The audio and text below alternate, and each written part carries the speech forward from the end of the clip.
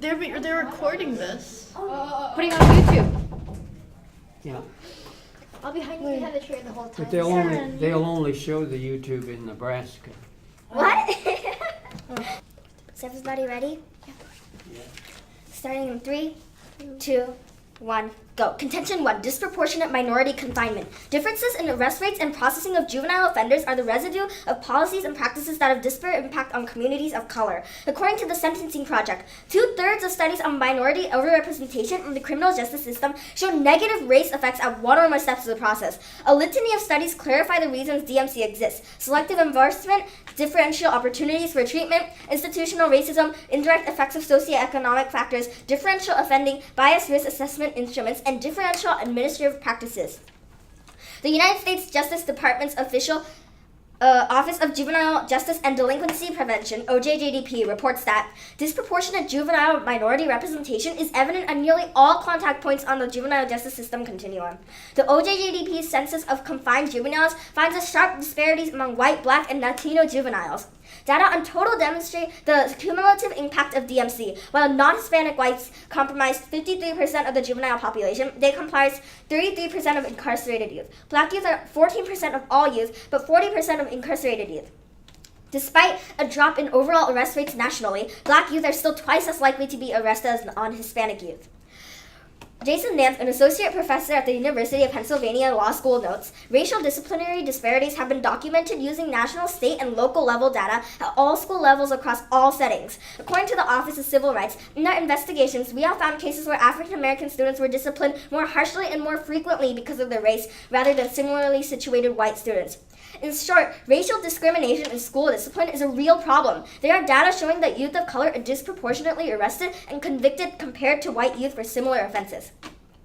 This is unacceptable. The future of a juvenile's life cannot be determined by their race, and reasonable suspicion allows disproportionate minority confinement more frequently. A probable cause standard must be implemented in order to eliminate the serious issue. Connection to school-to-prison pipeline. Current policies have contributed to the school-to-prison pipeline. According to Professor Sarah Redfield and Jason Nance in 2016, the pipeline is one of our nation's most formidable challenges. Recent data from the United States Department of Education Civil Rights elucidate their magnitude. During the 2011-2012 school year, schools referred approximately 260,000 students to law enforcement, and approximately 92,000 students were arrested. Many of these referrals were for minor offenses. The number of student suspensions and expulsions have also dramatically increased in recent years. 3.45 million students were suspended and approximately 130,000 were expelled. The majority of these suspensions and expulsions resulted from only trivial infractions. Perpetuating this pipeline has several consequences for youth and their education. The Harvard Law Review points out in 2015 that when students are charged as juveniles, they are afforded fewer rights. This can have an escalating impact. The experience of juvenile prison in most states is at least as unpleasant as that of adult prison. There is rampant violence and abuse.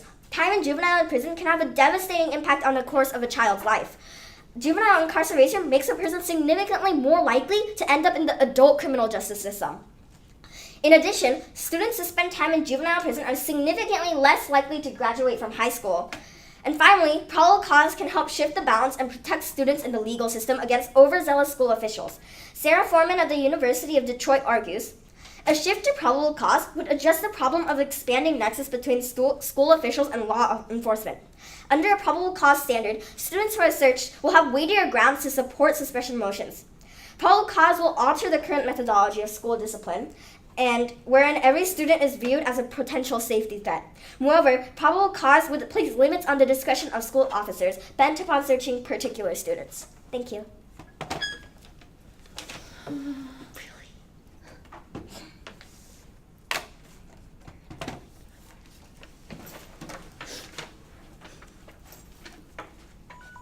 Oh, that works. Okay, is everyone ready? Yes. 3, 2, 1. Contention 1, gun safety. Probable cause should not apply to school searches because it increases gun violence in school. First, it takes a lot more time to get a warrant to search. Benjamin Tiller explains that a probable cause standard would make it harder for schools to keep contraband off of school property and make it easier for students to conceal drugs or weapons at school. This high standard will force educators to take the time to apply for a warrant instead of immediately addressing a threat time that could literally be the difference between life and death.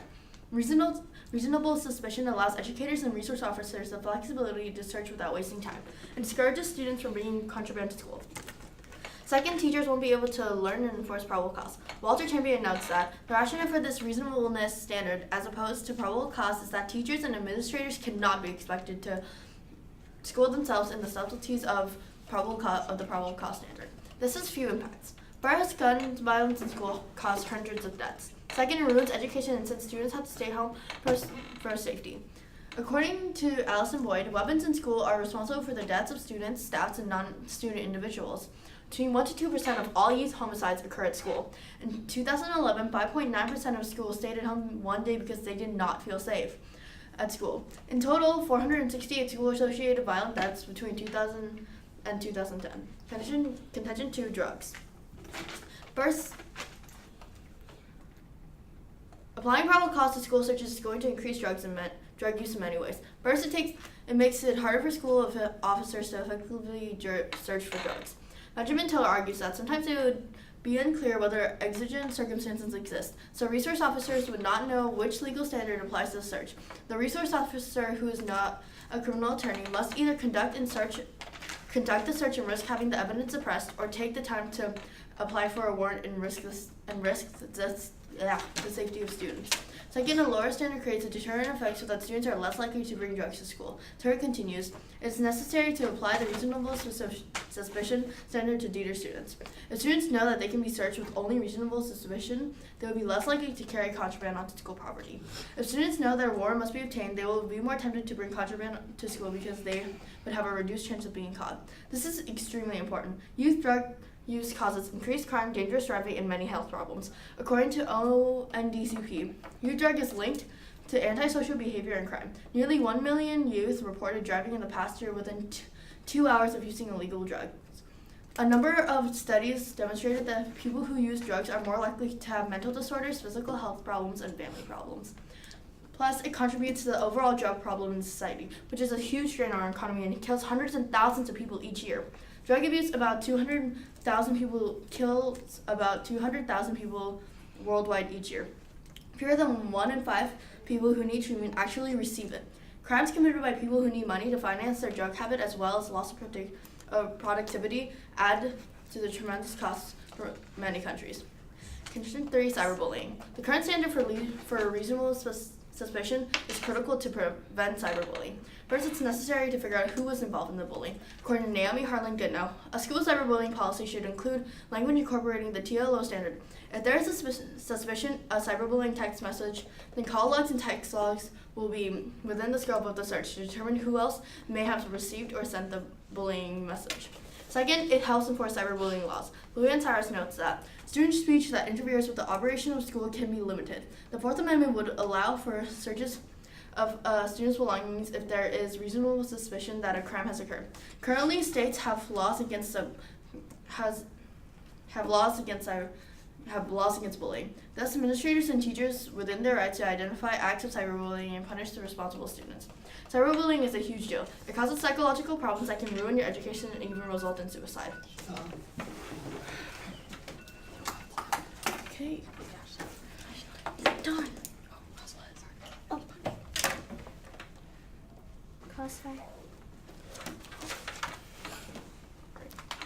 Okay, starting in 3, 2, 1, go. May I ask the first question? Yes. Gun violence has actually decreased by about 50% in America right now. So why should we have such a strict standard like reasonable suspicion?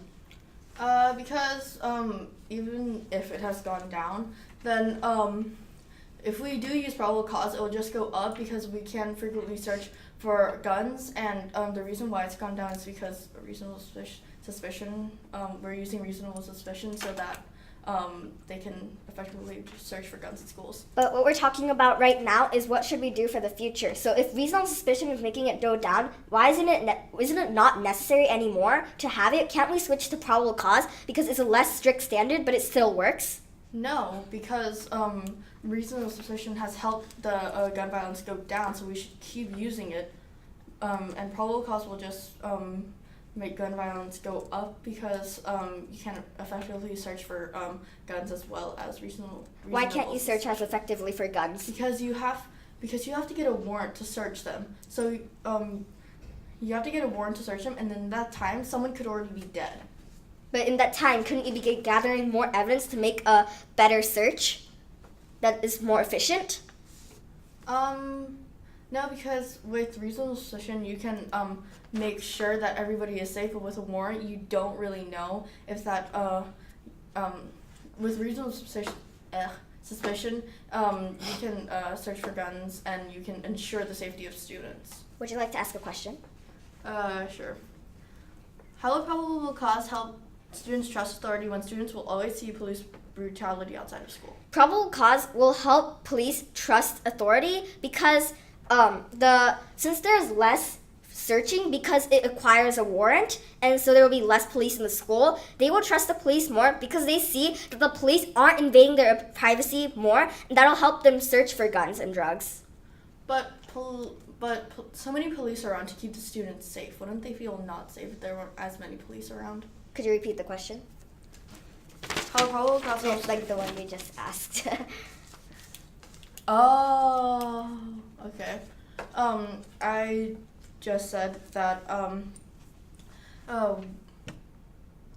why would, wait, what did you say? Could you repeat your question? I know, what, could you repeat your answer to my question? I don't remember. Just Me neither. okay. May I ask a question? Yes. Overall, isn't invading a student's privacy by searching their phone for cyberbullying just morally wrong? Because not every student cyberbullies another student. Yes, but you actually have to have a suspicion that that student is getting bullied to search their phone. They're not just gonna take their phone at a random time and then. Okay, thank you.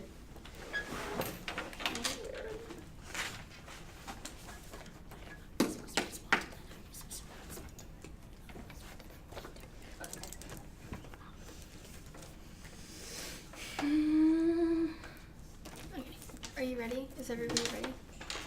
Okay, I'll start in 3, 2, 1, go. Her response to guns. 1. Teachers can still search. There will be exceptions of immediate danger. Amy Vonberg says a warrant requirement that allows for an exception in emergency situations involving the health and safety of students would cover circumstances where examination of phone messages could prevent imminent harm. Such as an exception is not without precedent. The Supreme Court has carved out numerous exigencies justifying a warrantless search. 2. Reasonable suspicion will backfire. Strict security takes away from education and makes students lose trust in schools, making it even harder to find out about guns. Jason Nance says strict security measures have several harmful effects. Aside from the obvious drawbacks of creating distractions and taking away instructional time, strict security measures deteriorate the learning environment by alienating students and generating mistrust. Strict security measures sends a negative message to students that educators are suspicious of students. Each and every student stands accused has become a suspect in generalized school searches. 3. Guns are extremely rare. Bringing a gun to school is extremely rare. Students are very unlikely to actually bring a gun to school. Even if a student tried to bring a gun to school, their parents would most likely stop them from doing so. In what situation would a student actually want to bring a gun to school? Pro response drugs. 1. It only makes it worse. Random drug testing does not reduce drug use and only encourages students to do even more dangerous drugs. The Washington Post noted that numerous studies have shown little evidence of effectiveness. A 2013 study found that school drug testing was associated with moderately lower marijuana use, but increased use of other more dangerous drugs. A 2014 study concluded that drug testing was not associated in changes in substance use. 2. Harms education. Random drug tests destroys trust, harming students' educations. According to Celia Vimont, random drug testing in schools does not reduce students' substance use. The study found students who attended schools where they feel treated with respect are less likely to start smoking marijuana. Romer found students attending schools with positive school climates are 15% less likely to start smoking cigarettes and 20% less likely to start smoking marijuana. 3. Random drug testing is extremely costly. $20,000 could do a lot for a school district. The school district in Carroll County, Georgia has $20,000 to spend, but they're implementing a random drug test program for the public high school students. They plan to test up to about 80 students each month with school drug tests about $24 a pop. That works out for about $20,000 per year. 4. Rule of law turns this. Doing random drug testing will create negative trust between the students, and cops would actually make students do harder and more harmful drugs. This is because more harmful drugs go out of the body system faster than the less harmful drugs. Also, when all these searches happen, the students will have negative views about law enforcement. Then students are less likely to cooperate with the cops in finding drugs. All searches are contributing towards law enforcement, but negative views lead to less cooperation with the cops. 5. Probable cause can still solve. Searches can still be done with probable cause. It just means that there will need to be evidence provided in order to do a better search. There can be better drug testing because more evidence will be provided that the student is doing drugs. It doesn't mean that searches cannot be done. Per response, cyberbullying. 1. Cell phone searches will only lead to more harassment and cyberbullying. According to Naomi Harlan Goodnow, some students indicated that when they reported cyberbullying incidents to teachers, these conversations were not confidential and resulted into additional retaliatory harassment. 2. We can help solve cyberbullying. A. Public sphere. We can discuss possible solutions to cyberbullying and find the one that works out the best. B. Anonymity protects the victim. You can't bully someone if you don't know who they are. 3. Stopping cyberbullying by cell phone searches is inevitable. Searching cell phones and addressing the problems won't do much to solve cyberbullying. The bully would probably hide their track and identity on social media or text, making it harder for schools to find out. 4. Cyberbullying is decreasing. Bullying may be on the decline. The U.S. Department of Education is hailing what it calls the first significant decrease. About 22% of students ages 12 to 18 reported they were bullied at school during the school year. That's down from a range of 28% to 32% of dating back to 2005. 5. Most of the time, the school searches are for minor infractions that are not related to cyberbullying. Cross-apply my school to prison pipeline contention. Thank you.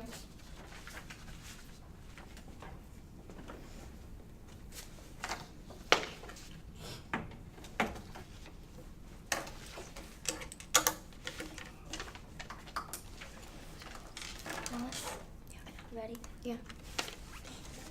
Did you research? No. Okay. Wait for me not to.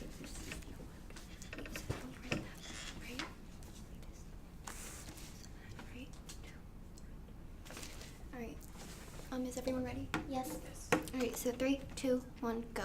Alright, so in response to their school to prison pipeline contention, 1. They can't solve. Just increasing the threshold for searches will not change the zero tolerance and 3-strike policies. It's not going to change the fact that crime is common in low-income schools. There are just too many other causes to the pipeline that PRO can't fix. 2. Status quo efforts solved. States are finding ways to dramatically reduce their student prison pipeline. David Muhammad of Alternate reports, school suspension and expulsion rates have gone down statewide. This meant that 49,987 fewer students were suspended in the 2013 and 14 school year compared to the year before. Much of this decline is about better decisions being made by the system. The school boards have all voted to eliminate willful defiance as a reason to suspend a student, which account for up to half of all suspensions. Probation departments are also making better decisions, not admitting into their juvenile detention centers youth charged with low-level offenses. But youth are also making better decisions. 3. Consequences are needed to prevent further crime. If students know there are consequences, they'll be less likely to commit crimes. And 4, if students commit suicide or get hurt and die, that also harms our economy way more than students who go to juvenile. In response to disproportionate minority confinement contention, probable cause won't solve any better than reasonable suspicion because as long as the non-white student isn't doing anything wrong, they can't be sent to juvenile prison. That's it. Could you repeat that? Like, as long as they're doing something, probable cause won't solve any better than reasonable suspicion. As long as the student isn't doing anything wrong, they can't be sent to prison.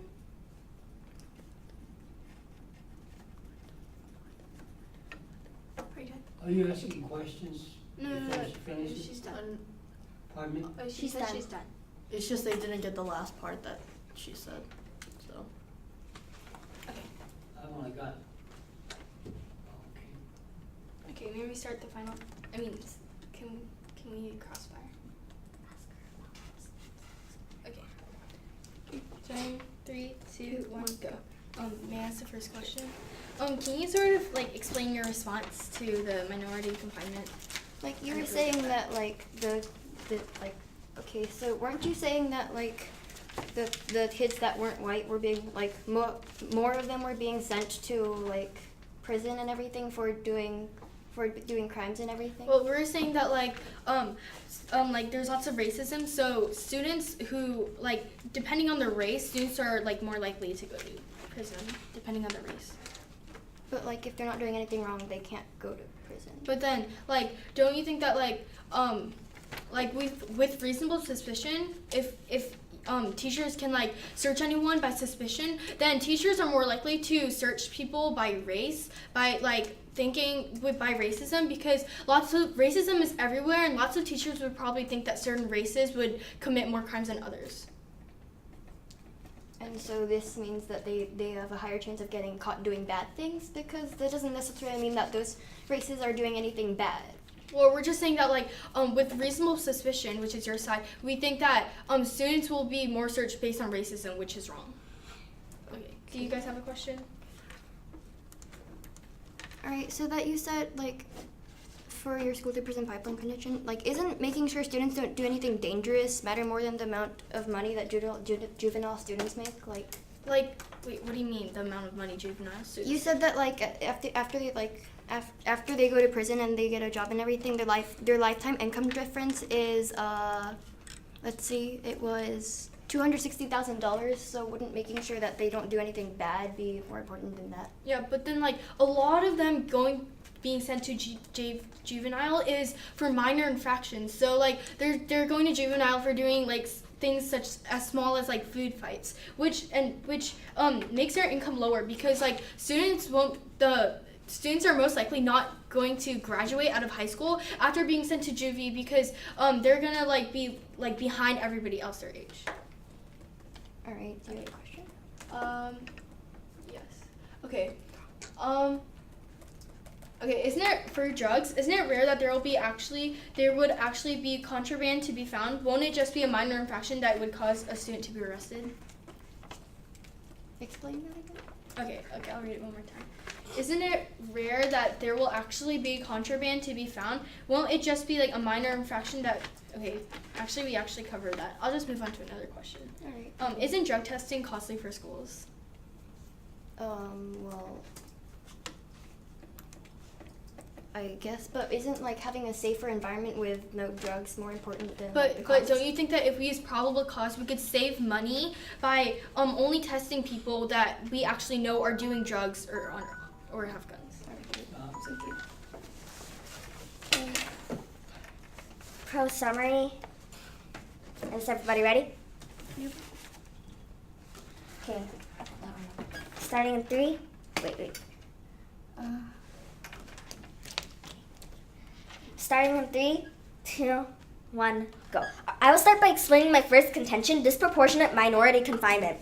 Our contention states that the police and their practices have a disparate impact on communities of color. A child of the black race may receive harsher punishment than a child for the same transgression a white child could have committed. This is unacceptable because a student's right to learn should not be impaired by what race they are. Reasonable suspicion will furthermore increase this problem. Our opponents responded by saying, I will now respond to my opponent's first response, and kids will still always commit crime. It's inevitable, like you said in your responses. Racism is morally wrong concept, and it should be prevented with probable cause, not enforced with reasonable suspicion. Moving on to my second contention, school to prison pipeline. The school to prison pipeline contention states that it's one of the nation's most formidable challenges, and that the conditions of juvenile detention can affect the child's psychological and physical well-being. The CON team said that increasing the threshold for searches won't change the amount of crime occurring in low-income schools, but the United States is one of the world's wealthiest countries. We can afford to solve other problems, such as national debt and the amount of income that schools have to reduce the crime.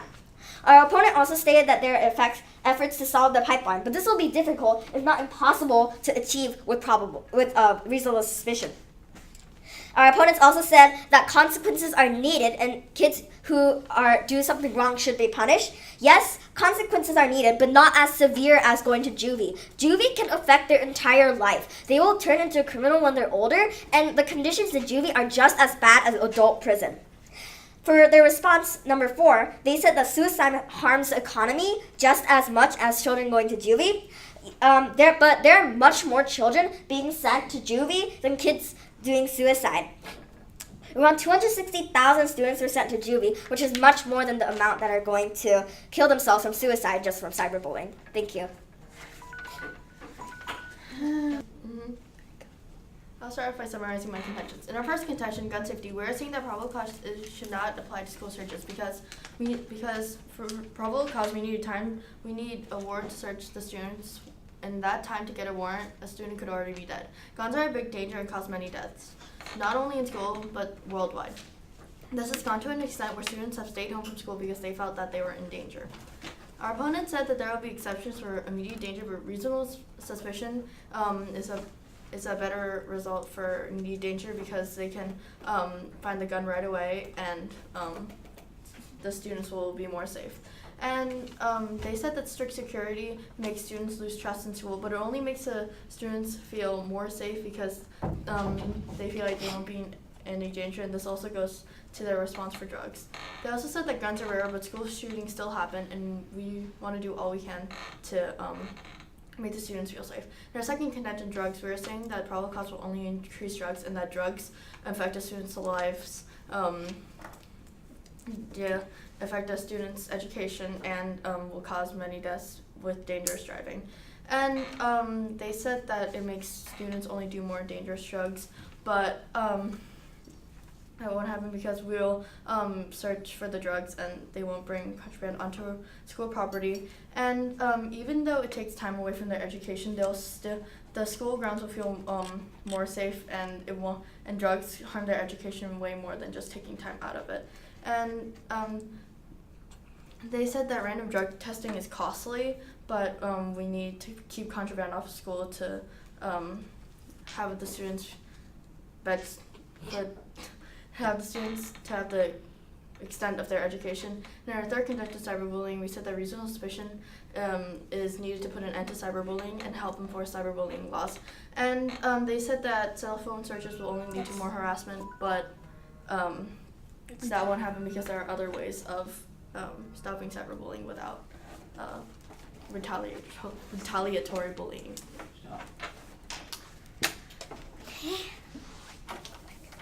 Grand Crossfire.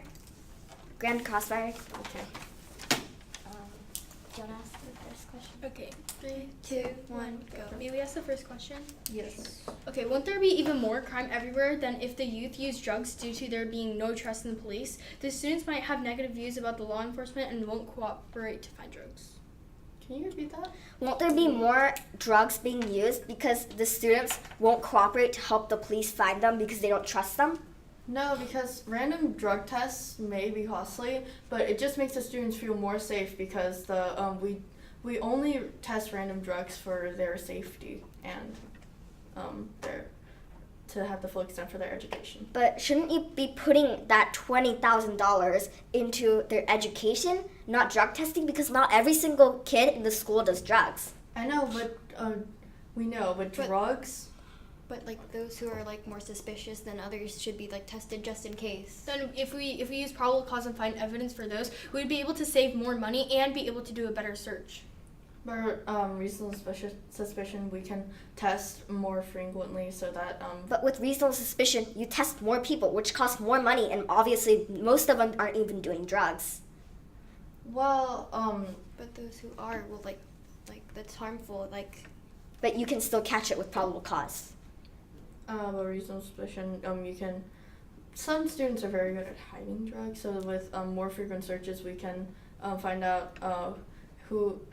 Students may have started drugs right after their drug test, so that. But if you can't find evidence for probable cause because they're good at hiding stuff, then how would you be able to test them with reasonable suspicion and think that they're on drugs if they're able to hide it? And also, when a drug test is going to happen isn't exactly public information. Would you like to ask a question?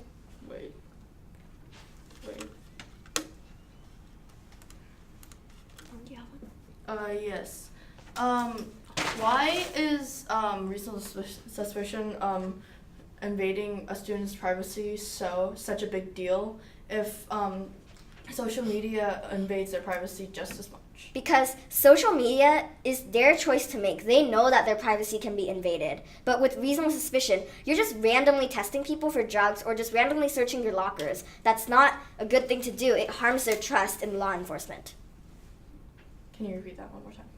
So social media, their joining social media knowing that their privacy can be invaded. So it's their choice to make, but not with searching or drug testing. And with social media, you only know their personal information and privacy that they put on social media. But when you have reasonable suspicion and search their lockers and backpacks, then you invade into all their privacy with their supplies. Do you have a question? Okay. Oh, we only have 8 Oh, seconds. Yeah, there's. Okay. Okay. Thank you. Is everybody ready? I'll be starting in 3, 2, 1, go. I'll start by talking about my voting issue. My voting issue is disproportionate minority confinement. It is unacceptable for a juvenile's life to be determined by the race. A probable cause standard must be implemented in order to eliminate this serious issue. Disproportionate minority confinement states that police and their practices have a disparate impact on communities of color. We believe that probable cause can help solve this racism by searching students with a warrant. No child deserves to go to juvie, no matter if it was for skin color or for minor offenses. Those conditions there are just as harsh as adult prison with rampant abuse and fights. My opponent argued that responded this by saying that if a student doesn't commit a crime, they can't be racism, but it is inevitable for us to stop a student from committing crime. So if we create more trust between the cops and police, we could reduce this, but it's not possible for us to stop a student from committing a crime. And now I'll respond to my opponent's arguments. For guns, teachers can still search because there will be exceptions if there's immediate danger. The Supreme Court has carved out numerous exigencies justifying a warrantless search. Also, reasonable suspicion will backfire. Strict security measures have several harmful effects. It takes away instructional time and it deteriorates the learning environment. Drugs. Random drug tests destroys trust, which harms the student's education. Students attending schools with positive school climates are less likely to start drugs. In addition, random drug testing is extremely costly. Schools could use $20,000 to improve schools instead of implementing a random drug test. For cyberbullying, we could help solve cyberbullying. We can discuss possible solutions to cyberbullying. Also, you cannot bully someone if you don't know who they are. Also, stopping cyberbullying with cell phone searches is inevitable. If it will be hard to figure out who the bully is because the bully is most likely going to hide their identity. In addition, cyberbullying is decreasing. 10% of cyberbullying has decreased in the last 8 years. At the end of this debate, we believe that the pro team has won because we believe with probable cause, we can reduce racism and keep a child's skin color from impairing their education, which is more important than our opponent's impact of time efficiency. That is why we believe you should vote pro. Thank you. Is everyone ready? Yes. All right, 3, 2, 1, go. All right, so at the end of the day, we urge you to vote con because by voting for pro, you are contributing to our nation's drug problem, which is a huge drain on our economy and causes hundreds of thousands of deaths each year. All right, so now I'm gonna summarize our voting issue, drugs, real quick, and then respond to our opponent's responses. All right, so our voting issue drug basically said that implementing probable cause will cause increased drug use and make it harder to search for drugs because it's really unclear whether or not the circumstance is actually like an emergency, and the students will be more tempted to bring drugs to school if they know they won't get caught. And drugs are a huge problem because they cause crime and health problems. And our opponent responded by saying that it doesn't reduce reasonable suspicion doesn't reduce drug use and actually causes use of more dangerous drugs, but it actually does, like we explained, like there's a deterrent effect, so students won't bring drugs to school if they know they can get caught easily. And they also said that random drug testing destroys trust and harms education, but we're trying to create a drug-free environment, which is like more important than their. Which gives us no reason to just trust the law. And they also said random drug testing is costly, but the safety of the students is more important than the cost of the testing. With the remaining time, I'll respond to our opponent's voting issue, disproportionate minority confinement. And so, like, as we said, probable cause won't solve any better than reasonable suspicion because as long as the As long as the student isn't doing anything wrong, they can't be sent to juvenile prison. And even if they did commit a crime, there should be consequences so they don't commit the crime over and over again. And like we said in our they said that it's inevitable that they might be sent to prison for just minor offenses. But like we said in our response to students school to prison pipeline. Can she finish her sentence? Like school to prison pipeline, the probation departments are actually making better decisions and not admitting students with for low-level offenses.